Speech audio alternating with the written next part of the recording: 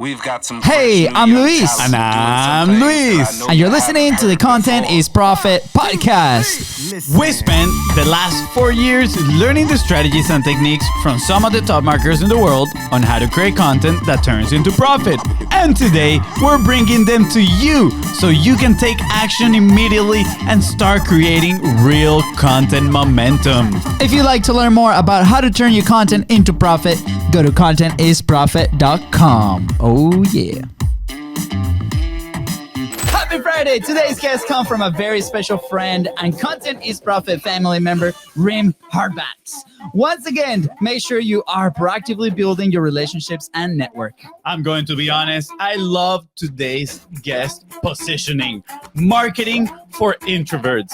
It's a scary, noisy world out there, and today's guest mission is to teach you how to set yourself apart without falling for the noisy marketing trap. That's right. He's the host of the Micro Famous podcast and the founder of the podcasting agency Pursuing Results. Not to mention that he seems to be a pretty talented musician as well. Maybe we'll be lucky enough to hear him play something. Oh yeah, maybe Smelly Cat. Who knows? Can't wait. Please welcome host of Micro Famous podcast, the author of Micro Famous, and the sting of the podcasting world, Matt Johnson. What is up, guys? That was a very impressive introduction. And coming from somebody who's on StreamYard once a week, if I tried that with my co-host of one of my other podcasts, we'd step all over each other and screw up that intro every way till Sunday. That was extremely impressive. Appreciate it, man. Thank you so much. It only took us 188 tries, and still, I literally stole some lines from FONZI. But that's fine. We get inspired, but we appreciate the feedback. Yeah. I think part of the fun of it is to roll with the punches. You know, when we mess up, it's like we just embrace it, and then we just keep going at it. But Matt, thank you for being here. We are extremely excited. I'm telling you, I really do love your positioning, and I can't wait to dive deeper into marketing for introverts. But before we get started, who's Matt? You know, for those that are listening right now, who's Matt Johnson, right? Where did this passion for marketing for introverts and for music, of course? I mean, we know a little bit of your backstory, but for those listening. All right. So the 60-second bio. Least likely entrepreneur ever. Homeschooled, pastor's kid, thought I'd be either a minister or a musician. Neither one of them. I chased the dream as a musician for a while. The whole time I was reading business books and marketing books. And I didn't quite know why. And then in my 30s, I decided, okay, I need to quit chasing the dream as a musician because the landscape has changed. And just, I didn't want to be like a pro independent musician. But I built this marketing skill set. So I said, well, let's go into the business world where that's actually a lot more lucrative and just move music to more of a side passion project thing. And I got really fortunate to get in with a really good agency with a very good mentor. And within 6 months, I was running freelancing, consulting, and then that led to me being an agency owner. So flash forward to today, I run a podcast production agency. We work with amazing, business coaches, consultant, thought leader types. The agency takes me about 4 hours a week to run.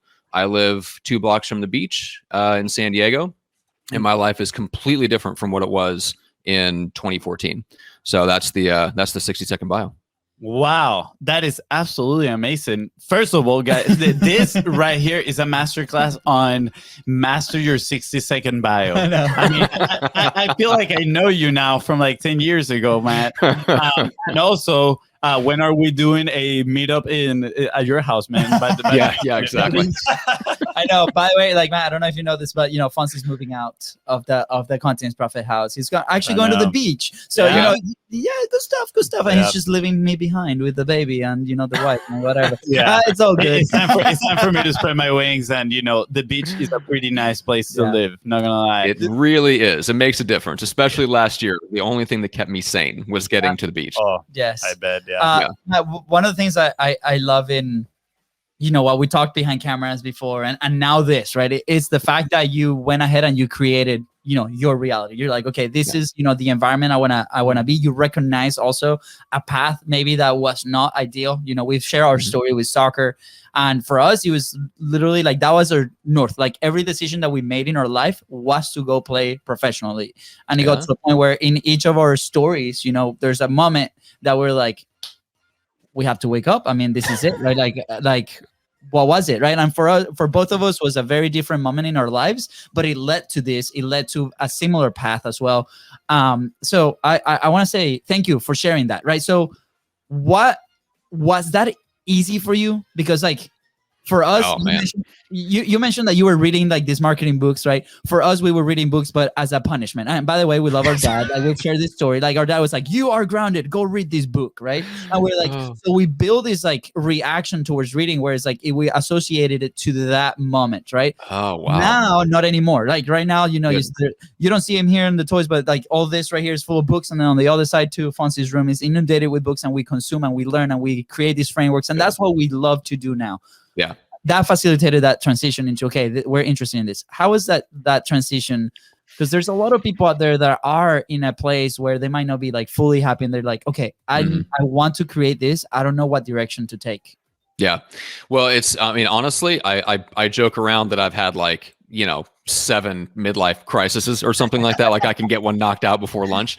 And it really is true. I think when it came time to like let the dream go as a musician, like that was really tough. Yeah. And it really was. It was like putting that dream to death. And I think if you're in that situation where you're chasing something that it just the pieces are not coming together, it's one of the hardest questions to answer is, should I give up, or am I on the precipice of something and should I just keep going?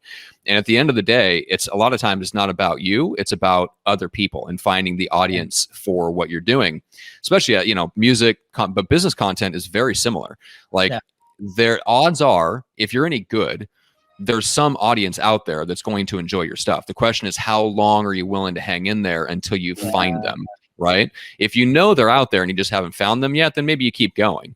But for me, it was like, especially with the music thing, it was that I realized finally, by getting enough into the industry, I realized that the lifestyle day to day was not what I wanted. And I carried that over into business, because what I realized is that being a professional musician, you have to be your own salesperson for multiple hours a day. Then you also have to go behind the scenes and create the product that you're selling.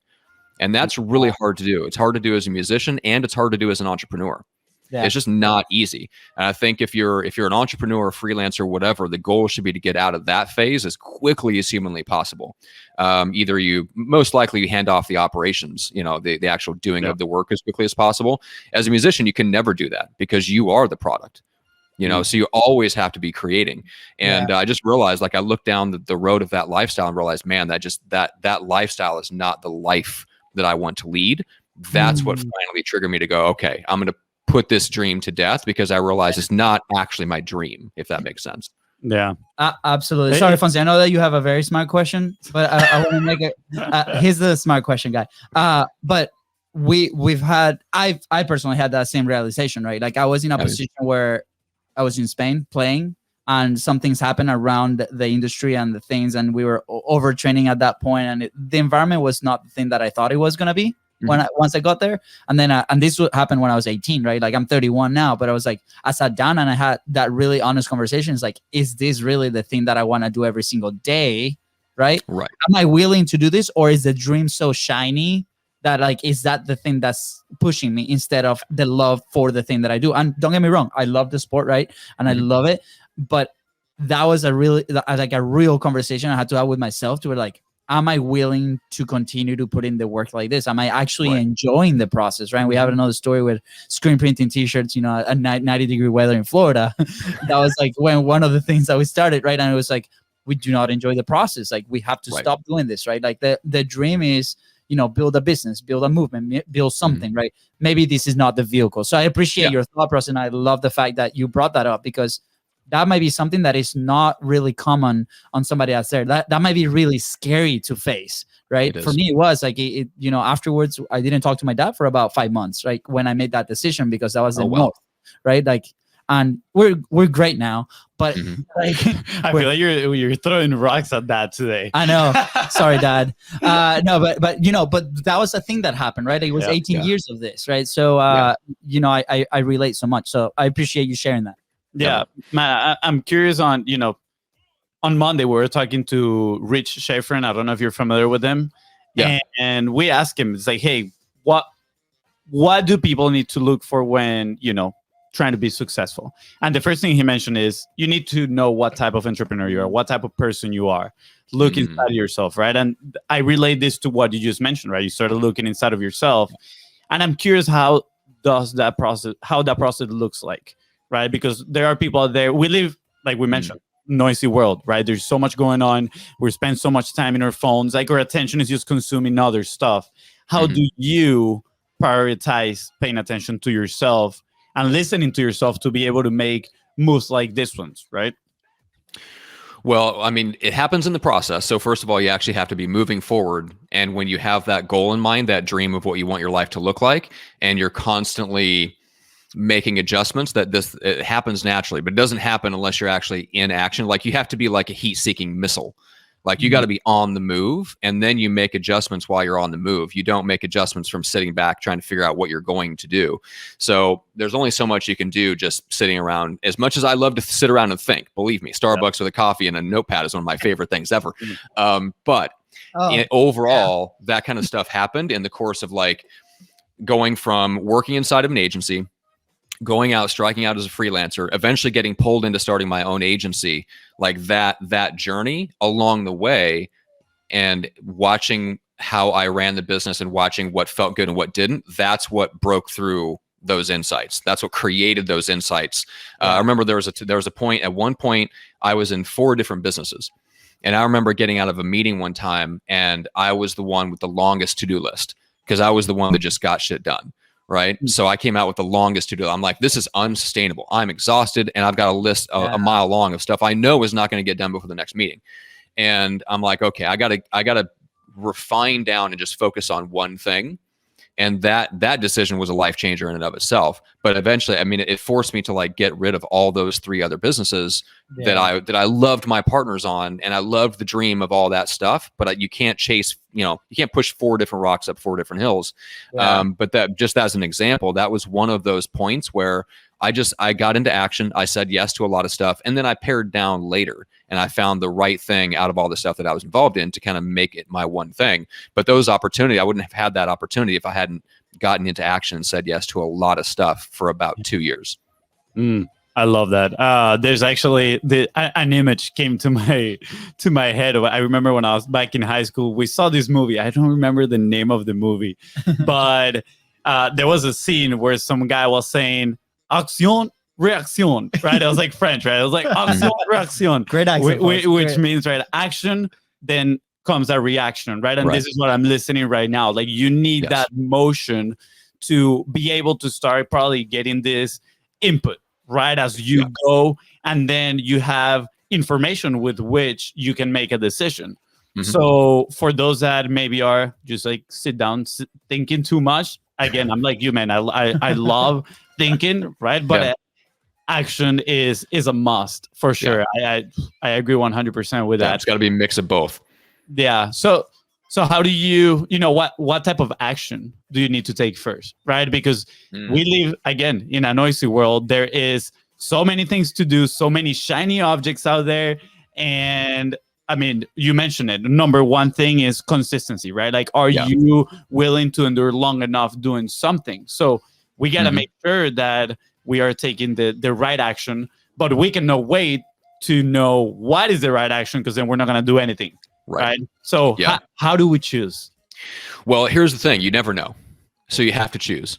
And then you let the chips fall where they may, because you're never going to know. And that's one of the hardest parts to explain to somebody that isn't yet successful and doesn't have the mindset for it, is they want to know, if I do X, Y, and Z, will I be successful?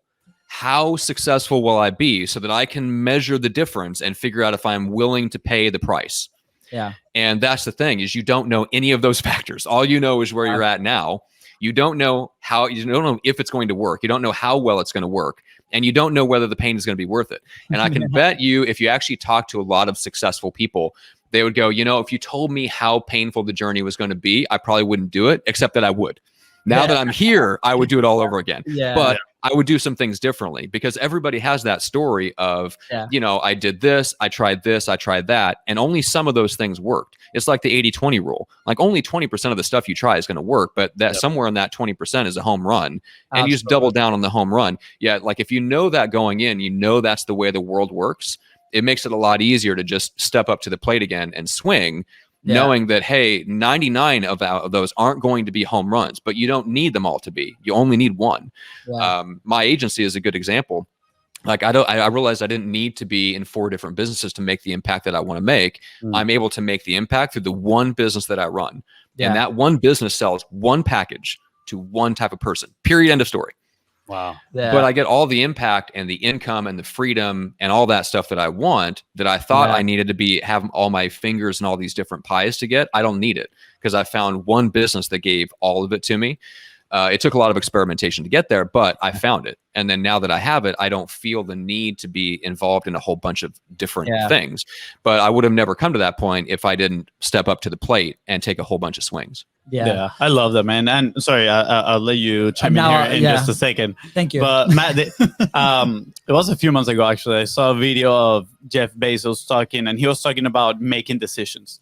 And he said, in life, there's probably just like 3 decisions that are non-reversible, right? He's like, you just need to make a choice and go with it, right? And stick with it long enough to get the results, get those inputs, right? And then make another decision. And I just love the way you put it, right? People wants to know in advance what is the price to pay, but you don't really know until you are already doing it, right? And the only way to test, right, to measure whether one decision is better than the other one is to just take action in one, see the results, and then go and take action, make another decision, take action, and then compare, right? Which one is more beneficial for me, for the type of entrepreneur that I am, for the business that I'm trying to create, the impact that I'm trying to put out there into the world. So for you listening right now, are you making choices, right? Are you just sitting with the decisions in front of you, trying to evaluate way too much and not taking action? Instead, just pick one and go with it and take action. A couple things, right? I remember when we had to make that decision for the show, for example, we used to, all our mentors, the people that we work with, the people that, you know, that are even our clients at the time, right? They're like, where's your content? You guys should be publishing. Where's your stuff? And we're like, you know, the agency, the team building, so much noise, right? Noisy world again, right? It tends to be a consistent. And we decided that the show was the vehicle, right? And we're like, okay, this is the decision we're making. And at first it was just FONZI and I, first 20 episodes. Don't go listen to those. But we're very proud of that, right? Because it got us moving. And then after that, it's like, okay, let's interview some people. What's happened, right? And now the show itself, the vehicle, has evolved to a point where it doesn't only provide the marketing material or the exposure that we were able to build, right, with publishing, but also develops incredible relationships, partnerships, sometimes clients. Like, it's just incredible, right? And it just means so much to even to the point that, hey, if we need to cut everything, the last thing that goes is the show. Like, not even, right? There's gonna be some way that this thing continues, right? Because all that thing, right? But I've been like, over the last week or so, I've been obsessed with this one show called My First Million. Like, some part that like on the investing side of things, right? And I'm like, I'm very curious on the mindset of it. And they were talking about something really interesting about the investor mindset, right? And Sean, the other co-host, both of them have different investment funds. One invests in like tech companies in India, the other one all around. One of them is the founder of the newsletter, The Hustle, right? It's like these guys are in the game, right? Playing the game. And he was like, you got to understand something. To be an investor, you got to be very comfortable with taking the risk. And I assume that some things are not going to work out. Like, I assume that some of my investments are not going to work out. So how do I relate that to my day-to-day or the decisions as an entrepreneur? It's the same thing, right? Like, I might not be investing money at first. I might be investing my time, right? If the resources are very low. But those decisions, I got to be okay with seeing the results. And those might not be as expected. But guess what? If they do work, the payout is so big over time. Let's bring it to let's say an agency like yours, for example, or bringing in team members, right? That might be an investment up front of some degree, but at the same time, you're getting a ton of time back, right? That then you can dedicate to something else, for example, right? Instead of being in the weeds of producing something, right? So I love that. And I love that you touch on it, because it's like, okay, we gotta be okay with making those decisions and understanding that some of those are not going to work out. And the reflection came because a few conversations that we've had with people, even with bigger companies, like tell me, what is the secret recipe on content, for example? What is the secret? What is the one thing? And if we were to push that one button that tells us like, this is how you're going to crush, right?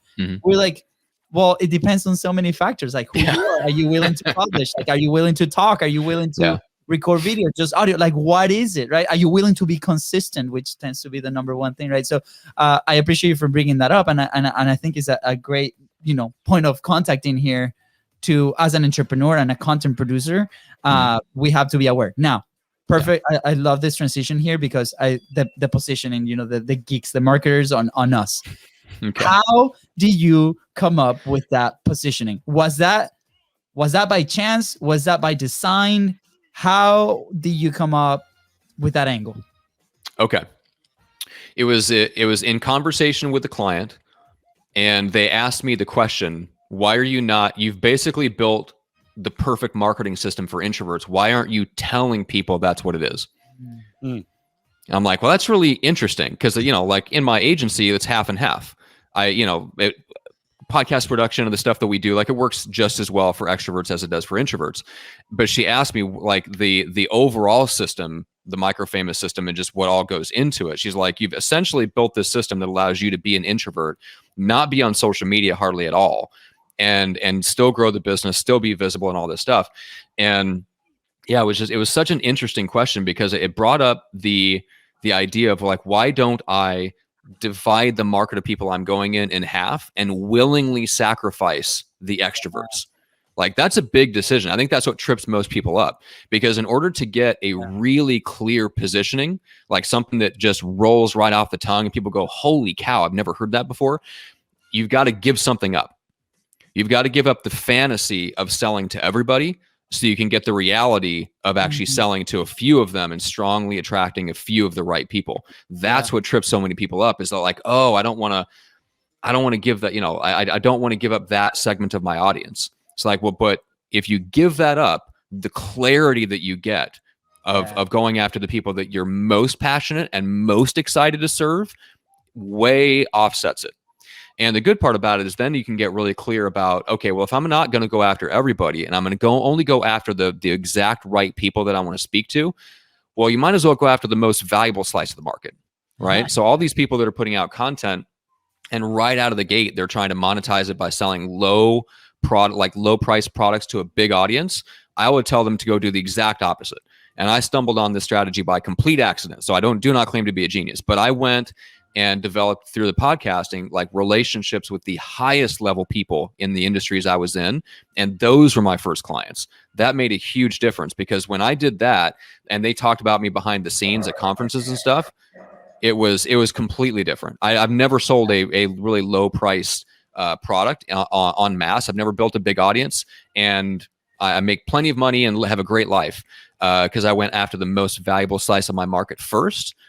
And now the experience of working with the most demanding, the most influential, the most highest level, the biggest risk takers, the biggest early adopters in the space, it completely changed the type of content I would have put out versus if I went to the lower end of the market first. Absolutely. When I go to the high end of the market first, it forced me to get really good really quick. And then now I can go to a lower end of the market with like templates and tools and systems that are already completely done and built and have been operating for these high level people for 5 years.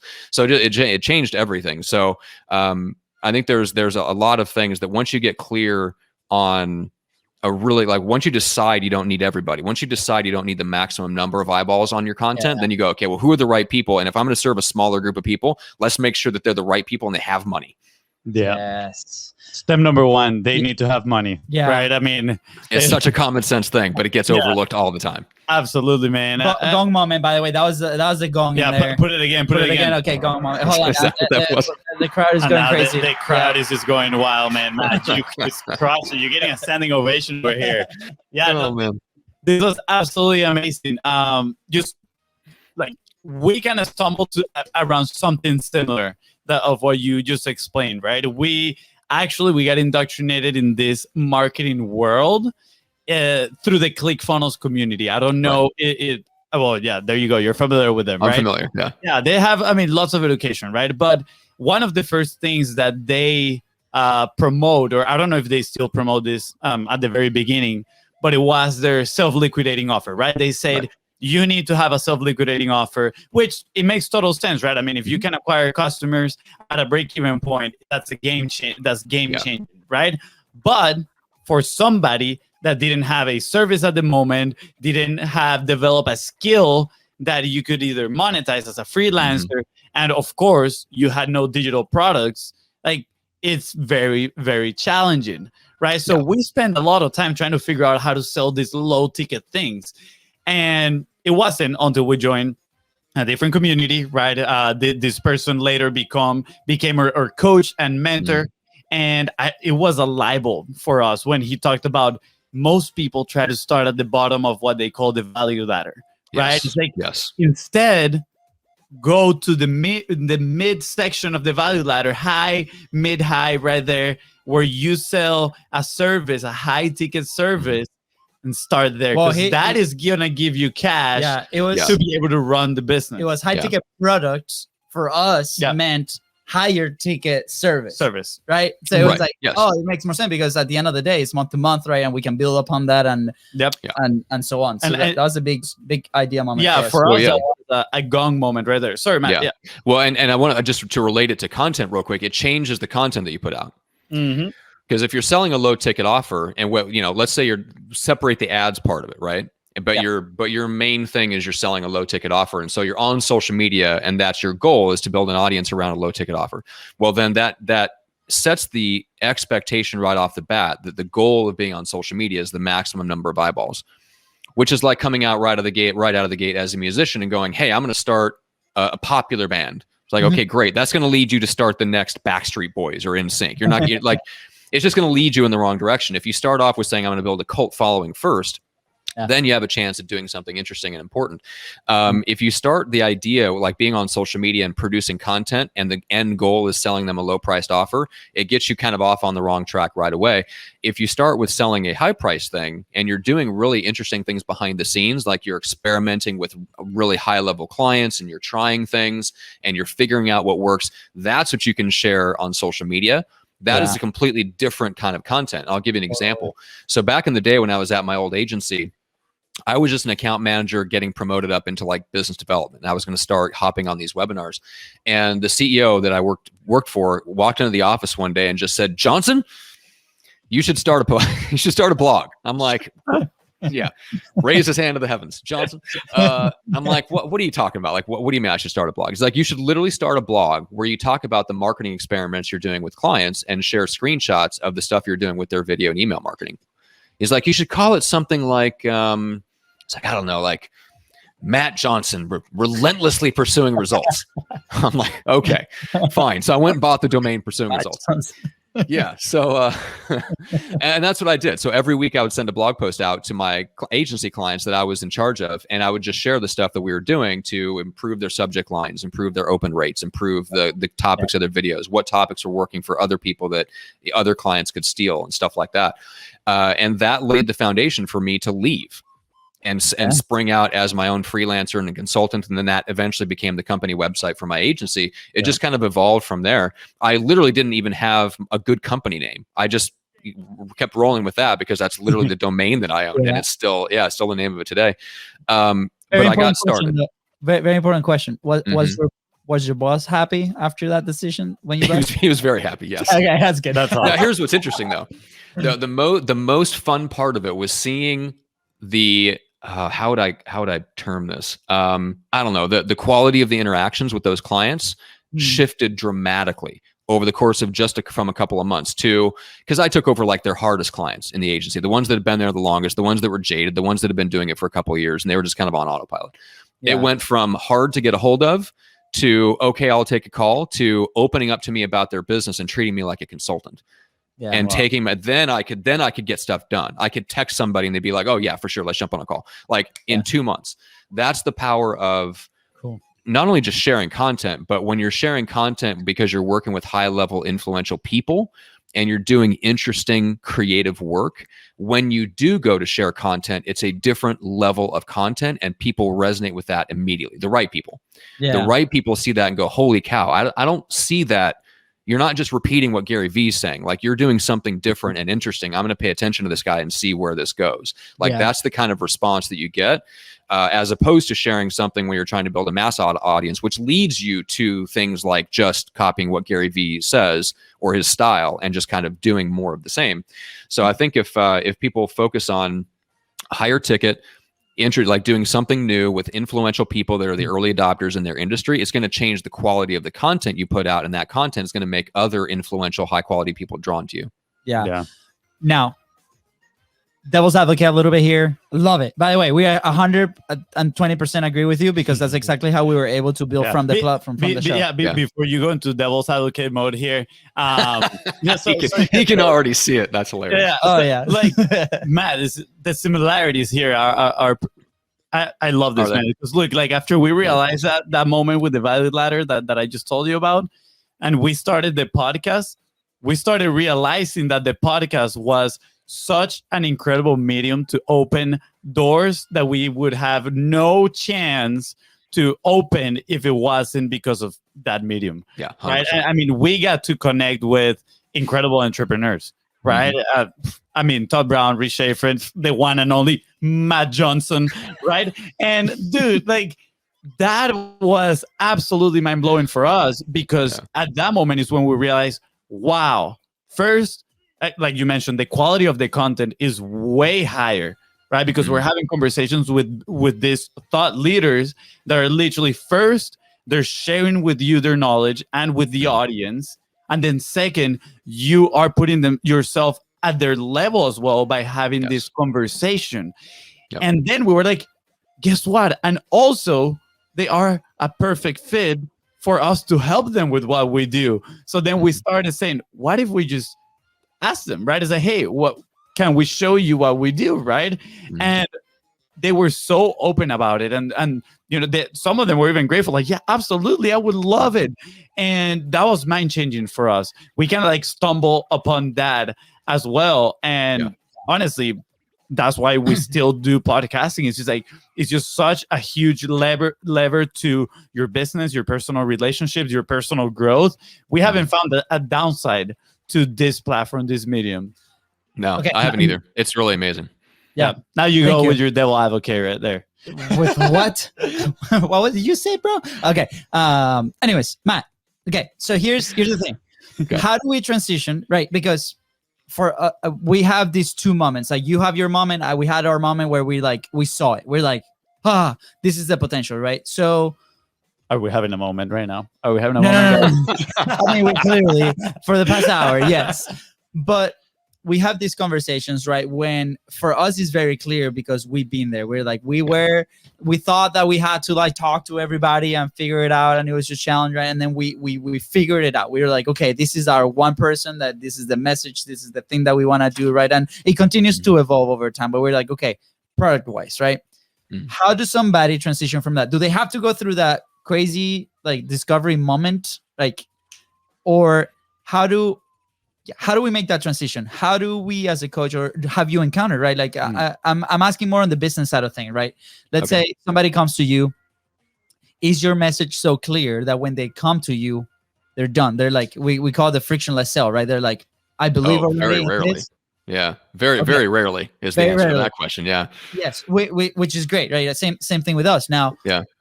What is the level of education, and how do we show that that's the path, right? Well, okay. So one answer to this is not easy, but I tried to do it in the book, for example. So in the book, there's a little diagram of what I call the clear and compelling idea. Because most people, if you're an expert at what you do have underneath all the stuff you're saying, probably some kernel in there that could be polished into a gem. Yeah. Something in your messaging could be clear, and it could be more compelling. Now, not everybody. You know, if you're an average service professional and you really don't do anything different than other people in your industry, and your only difference is your personality, it's harder to help you. Yeah. But you know, most of the coaches, consultants, experts, freelancers, consultants, like, they have something unique that they do. They have unique opinions. It's just buried underneath all this lack of clarity. And so to me, like, my goal when I take on a client is to get them from that stage where they're kind of unclear and compelling, because there's something compelling about their messaging, but it's buried underneath a whole bunch of stuff that's confusing people. I want to strip away all the stuff that confuses people so that it's clear and compelling. That's my goal, is for them to deliver a clear and compelling idea.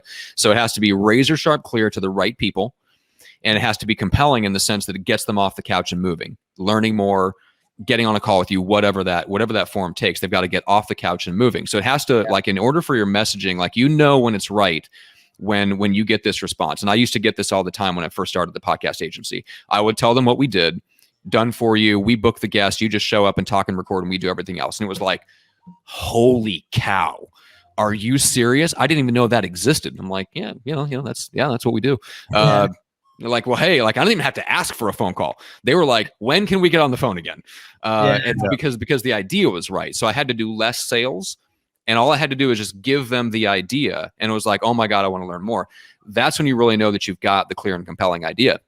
So that solves a lot of problems, right? If you can get that honed down and polished to where it's in that state, it makes everything in the business really, really a lot easier.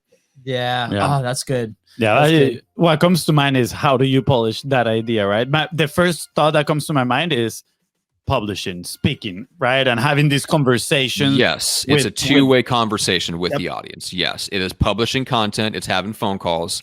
And it is watching for the reaction, and getting interviewed on podcasts actually is another good way to do it. So if you're doing anything where you can talk about what you're doing and the results that you're getting for clients, you can go out and get interviewed on podcasts.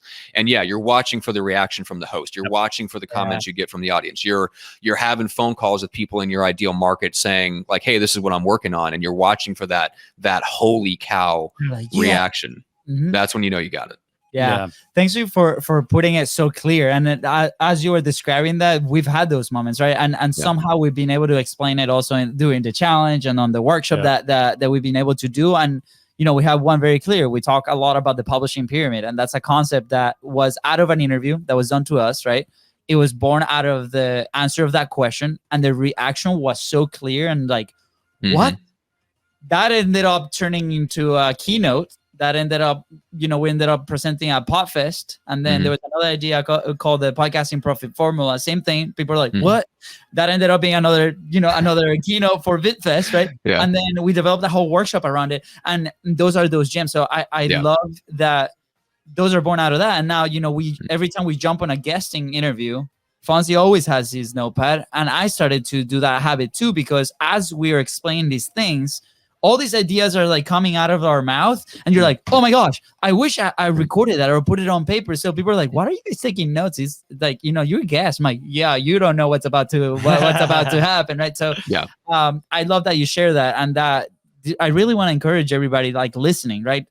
Is the phone calls that you have with your dream people, right? Take those notes. Make sure that if it resonates, look for the expression in their eyes. Those things that you're saying, right? If you're guesting, if you're putting content out there, 45 Live for us was life changing the 3 times that we've done it, and it's because of that, right? Because we're explaining these concepts and like, oh, that makes sense. Fonzie was doing a private workshop the other day. Same thing. He came down to the coffee shop, like, dude, look at this like framework that I just explained, right? Like to explain this concept that we have. Yeah. And we're like, sounds good. This is one of those gems, right? Let's put it in the list and continue to develop it. So I appreciate you breaking it out for us. Yeah. I mean, being a marketer is being an observant and a listener. Honestly, most of it can be summarized into being a good listener and observe their reactions. That is huge. I love when people's eyes just open and you're like, oh, this is a gem.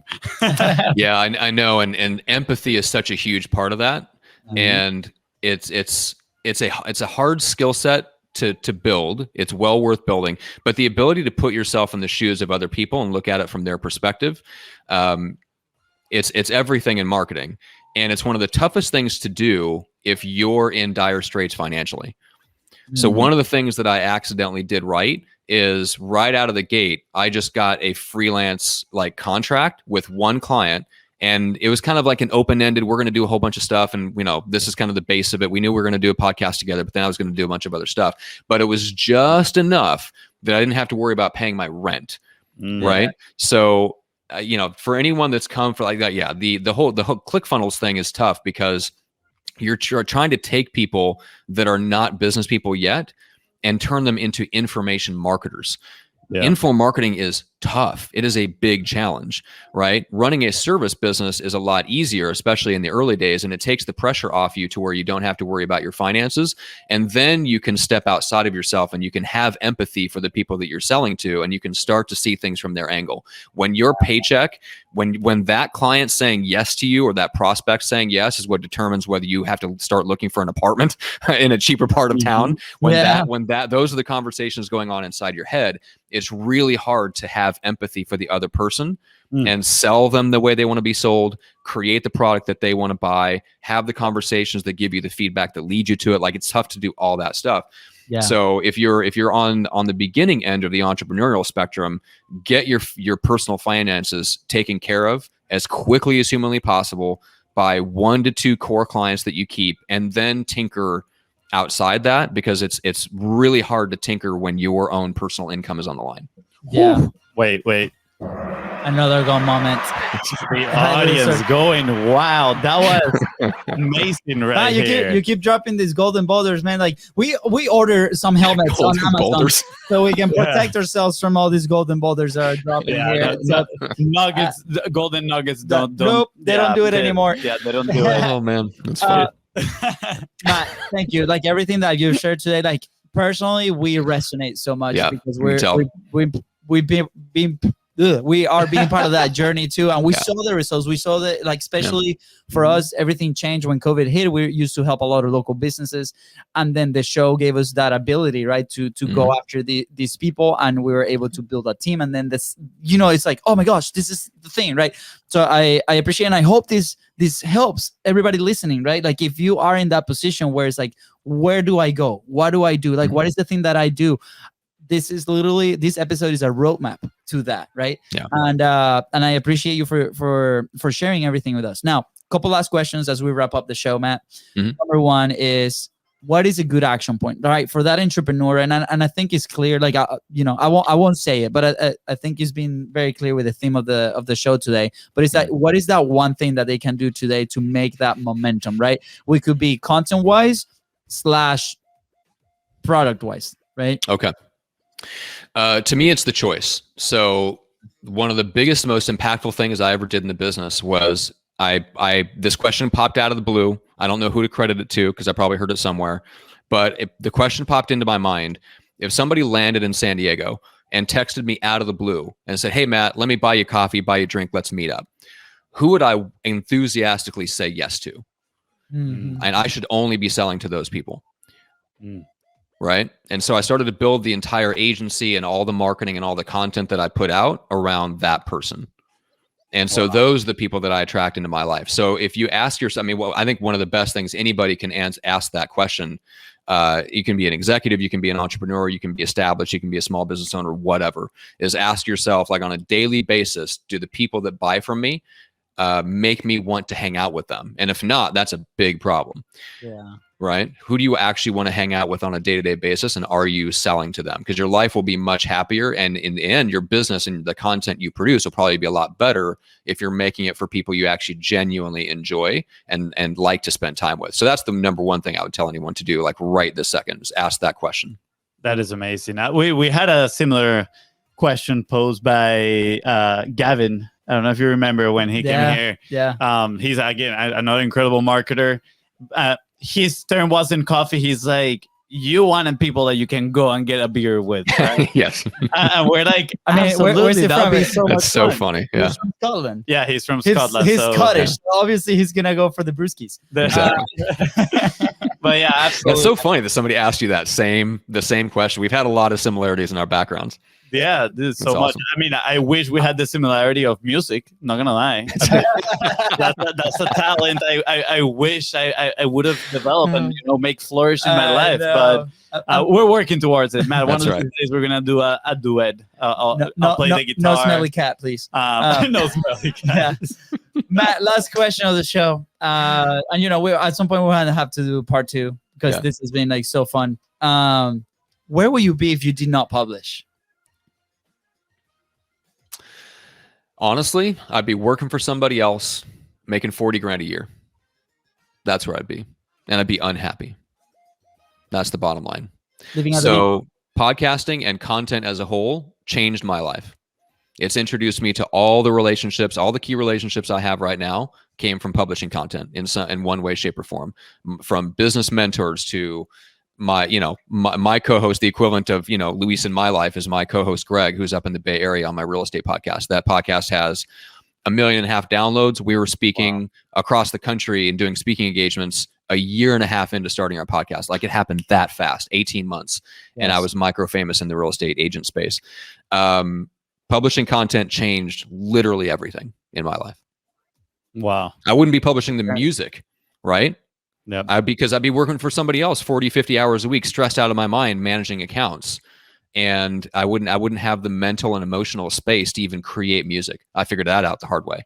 That's why I started systematizing the business so relentlessly and rigorously, to the point where everything in the business is a system, because that's the only way I could free up the mental and emotional space to do the things that I care about in music and to enjoy running the business. So yeah, if I didn't put out content, none of those good things would have happened in my life. Thank you for sharing, man. And this, I know that gold moment, dude. Yes. We're like, oh, okay, man, the golden boulders. Matt, the reason we ask this question is for those listening to understand the impact that staying consistent with publishing what can do for somebody, right? And on Wednesday, we had Josh Forty here for the second time. He's a really good friend. He was actually one of our first clients for the service that we currently offer. And he says something very impactful. He said, when you start to publish, you don't do it for anybody else. You just do it for yourself. You start publishing and it starts, turning those thoughts into words. It starts building something inside of you.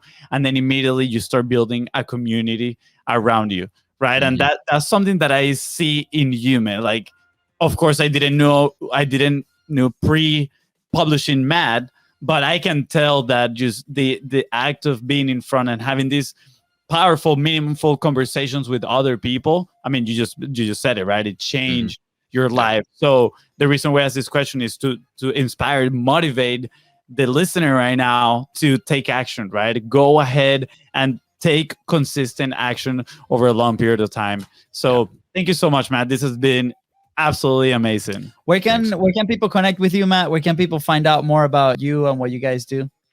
All in one place, getmicrofamous.com. And then you can get, there's a free digital copy of the book there. And of course, if you're a physical copy person like I am, that right back there, you can get the physical copy on Amazon. Yes, let's go. We're going to leave all the links right below in the description. As usual, all you got to do is scroll with that thumb and or whatever finger you like to scroll with. If you like to scroll with the index finger, it's okay. We don't judge. We don't judge. I know. One day, Fonzi's like, grab your thumb and scroll. I'm like, who does that? Anyways, Matt, anything else you want to add before we head out? No, I'm good, guys. It's been a blast. I appreciate it. Very honored to be here. Awesome. Thank you. With that said, thank you so much for tuning into the Contents Profit Podcast. Go ahead and follow the show on your favorite platform and on social media at BIZBROS Co. That is right. And if Matt helped you take one step forward towards your goal, please don't forget to share this episode. You might be doing the same for somebody else. And don't forget to leave a 5-star review. See ya. Bye.